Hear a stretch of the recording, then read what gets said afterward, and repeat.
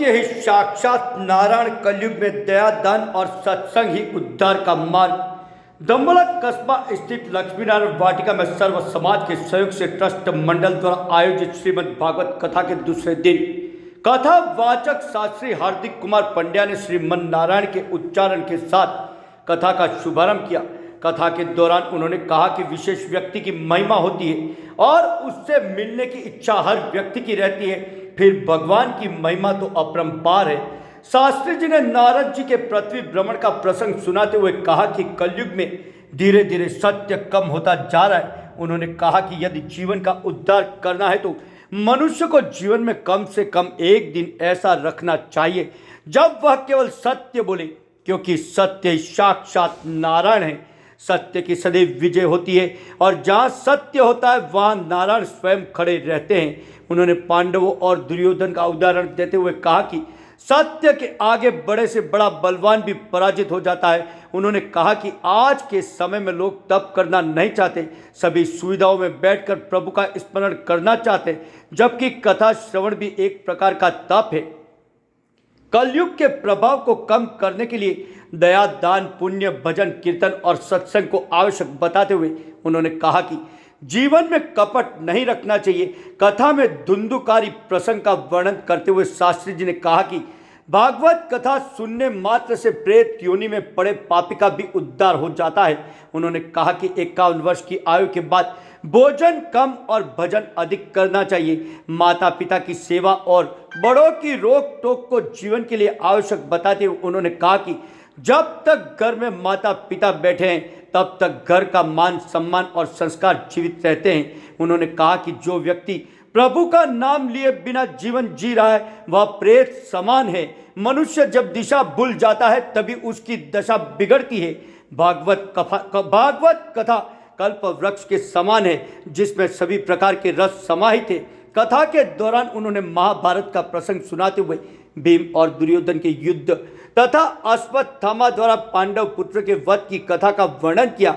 वहीं तीसरे दिन परीक्षित राजा और कलयुग प्रसंग से लेकर नरसिंह भक्ति तक की कथा का श्रवण कराया जाएगा। कार्यक्रम का संचालन ट्रस्ट मंडल अध्यक्ष दिनेश पंड्या ने किया। इस अवसर पर कन्हैयालाल पंड्या, कन्हैयालाल भट्ट, भानु प्रसाद पंड्या, नंदकिशोर भट्ट, ब्रजमोहन पंड्या, राजेश्वर पंड्या, लालशंकर भट्ट, राजन पंड्या, अरुण पंड्या, सुभाष पंड्या, राजेंद्र शर्मा, पंकज पंड्या, रविचंद्र पंड्या, अशोक पंड्या, विपुल पंड्या सहित बड़ी संख्या में श्रद्धालु उपस्थित रहे।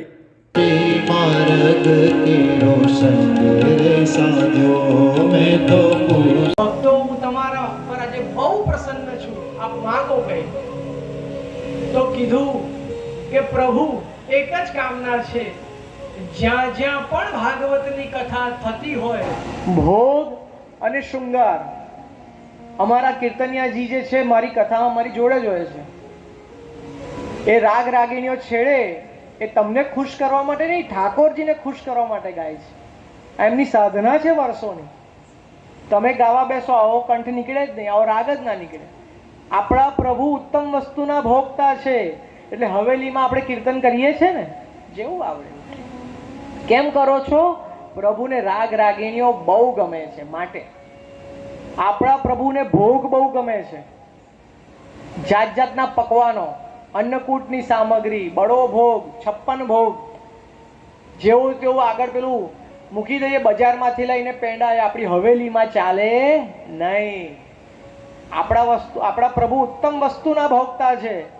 વ્યવસ્થિત બધું બનાવીને કુલ્લડમાં છાપમાં બધું પધરાવવાનું। અને શૃંગાર આપણા પ્રભુને સજવું બહુ ગમે છે। हाँ, આપણા પ્રભુને સજવું બહુ ગમે છે। તો જીવનમાં વસ્તુ યાદ રાખજો, આપણા પ્રભુ ઉત્તમ વસ્તુના ભોગતા છે।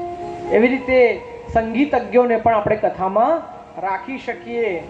બીજું, બને તો તમારે ઉપવાસ કરવાનું, બને તો તમારે નકોયડો કરો તો પણ ચાલે।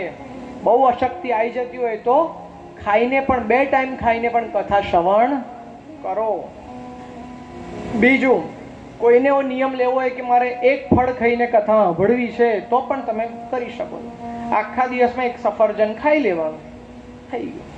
હવે મેં આવું કીધું ને એટલે દિનેશભાઈ બધા માર્કેટમાંથી જઈને અવળી મોટી શકરટેટી લઈ આવશે અને બધું ઠેકાણે પાડી દેશે અને આખા ગામમાં કહેશે અમે તો એક જ ફળ ખાઈને કથા સાંભળી. આવડું મોટું તરબૂચ લઈ આવશે 15 કિલોનું અને ખાઈ જશે અને શું કહેશે મેં એક ફળ ખાઈને કથા સાંભળી. આ બધા ભગવાનને છેતરવાના ધંધા છે. તો એવું કહેવાય છે કથામાં ઘણા બોલતા હોય અમારે બટાકા નહીં ખાવા. એનો ભાઈબંધ આવીને કે મહારાજ એને ડાયાબિટીસ છે એટલા માટે બટાકા નથી ખાવાની વાત આવી. બહુ જબરો છે. એટલે આવી રીતે છેતરપિંડી કરવાની નહીં. બીજું, કથામાં 7 દિવસ નિંદ્રાનો ત્યાગ કરો. શાનો ત્યાગ કરો? 7 દિવસ નિંદ્રાનો ત્યાગ કરજો. બીજું અહીંયા લખ્યું છે કથામાં કોઈની પર ગુસ્સો કરવાનો નહીં. અને જો ના રહેવાતું હોય તો સામેવાળાને કહી દેવાનું કે અત્યારે તો 7 દિવસ નિયમ લઈને બેઠો છું, બાકી 8મા દિવસે ખાખલેશ્વર મહાદેવ મંદિરના બગીચામાં આવજો, હા મમ્મી બેસજો અને ગુસ્સો કરજો. છૂટ છે. કથા દરમિયાન ગુસ્સો નહીં કરવાનો. બીજું, બની શકે તો બ્રહ્મચર્યનું પાલન કરવાનું. નીચે પેલી સેટી આવે ને, શું કહો, સેટી પાથરીને તમે સૂઈ શકો છો.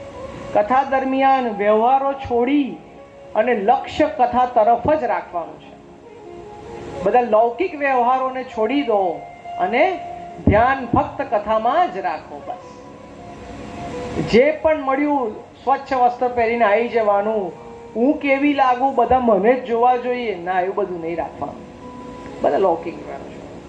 બીજું, ભાગવતની કથા માટે એવું કહેવાય છે કે વક્તા જે હોય એની ચકાસણી કરી લેવી. એને કોઈ વ્યસન તો નથી ને? નિર્વ્યસની વક્તા હોવો જોઈએ. વ્યસનવાળો વક્તા પણ પસંદ કરવો નહીં. કારણ કે વ્યસન હોય ને, જે કરતો હોય એના મોઢામાં અમુક વસ્તુ ચોંટી જાય. એક મહારાજ જેવા હતા, મોઢામાં તમાકુ દબાવે, વ્યાસપીઠ પર આવતા પહેલા પેલું આમ કરીને તમાકુ દબાવે ખૂણામાં અને પછી કથા કરે. હવે કથામાં ભીડ એટલી થઈ ગઈ, એક કાકા આગળ બેઠા અને જ્યાં